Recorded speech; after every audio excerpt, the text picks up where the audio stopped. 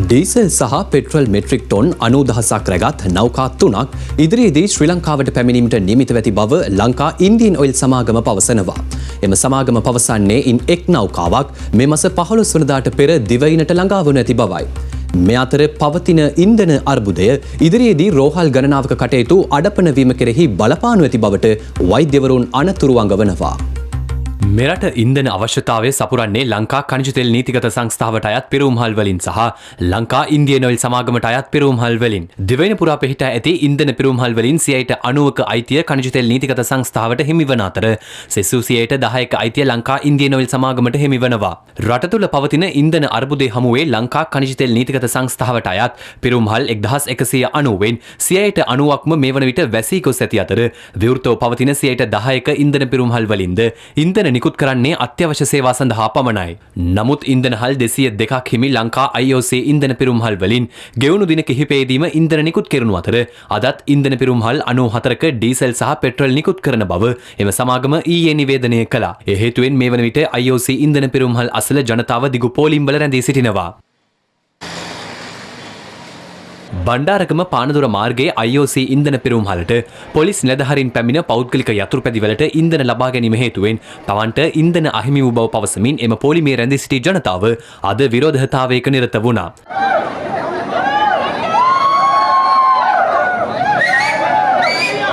මේ අතර පෙට්‍රල් සහ ඩීසල් මෙට්‍රික් ටොන් 90,000ක් රැගත් නෞකා 3ක් ඉදිරියේදී මෙරටට ළඟාවීමට නියමිත බව ලංකා IOC සමාගම පවසනවා. ඒ අනුව පළමු ඉන්ධන නෞකාව ජූලි 13 සිට 15 දක්වා අතර කාලය තුලත් දෙවැනි නෞකාව ජූලි 29 සිට 31 දක්වා කාලය අතරතුරත් තෙවැනි ඉන්ධන නෞකාව අගෝස්තු මාස 10 වෙනිදා සිට 15 වෙනිදා දක්වා කාලය අතරතුරත් දිවයිනට පැමිණීමට නියමිතයි. මේ අතර ඉන්ධන නිකුත් කිරීමේදී සෞඛ්‍ය අංශ සඳහා ප්‍රමුඛත්වය ලබා දීම හේතුවෙන් බදුල්ල ඉන්ධන පිරුම්හලක අද උණුසුම් තත්ත්වයක් හටගත්තා. පස්සේ මේ ලණුව තියෙන්නේ ලණුවට පිටිපස්සේ ගේන්න.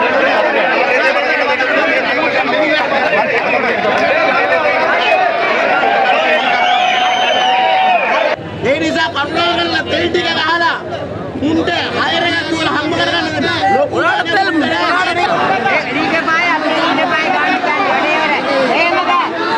ඒගොල්ලන්ට ඩීසල් පාය අපි ඩීසල් පාය. සෞඛ්‍යාංශයේ वाहन 10කට ඉන්ධන ලබා දෙන්නත් එක් වාහනයකට පෙළගෙන සිටින සාමාන්‍ය ජනතාවට ඉන්ධන ලබා දෙන්න තීරණය කළා. එම තීරණයට ඔබ එකතු නොවන්නේ නම් ඔබව මෙම ස්ථාන ඉවත් කිරීමට තීරණය කර තිබෙනවා. කෑගල්ල ඉන්ධන පිරුම්හලක පොලිමේ රැඳී සිටි ජනතාවද මෙලෙස මාර්ගය අවහිර කරමින් විරෝධතාවයේ නිරත වුණේ දින 4කට ආසන්න කාලයක් පොලිමේ රැඳී සිටි ජනතාවට ඉන්ධන ලබා නොදී සෞඛ්‍ය අංශ සඳහා ප්‍රමුඛත්වය ලබා දීම හේතුවෙන්.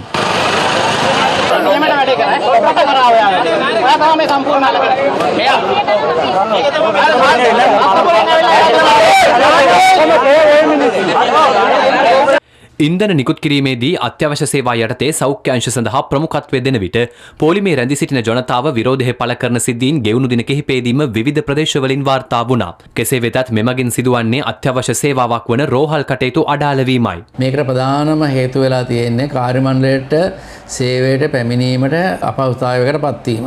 කරන්න තියෙන විසඳුම තමයි පොදු ප්‍රවාහන සේවාව හරියාකාරව ස්ථාපිත කරගත්තා නම් මම හිතනවා මේකට යම්කිසි ආකාරයකට විසඳුමක් අපිට ලබා ගන්න පුළුවන් වේවි. රට තුළට ඉන්ධන සැපීම ප්‍රමාණවත් තත්ත්වයට ගෙන්වා ගන්නත් එක් සෞඛ්‍ය සේවාව අපිට ලබා දෙන්නේ මේ රටේ ඉන්න ජනතාවට. මම හිතනවා රටේ ඉන්න ජනතාවත් මේක තේරුම් ගනීවි.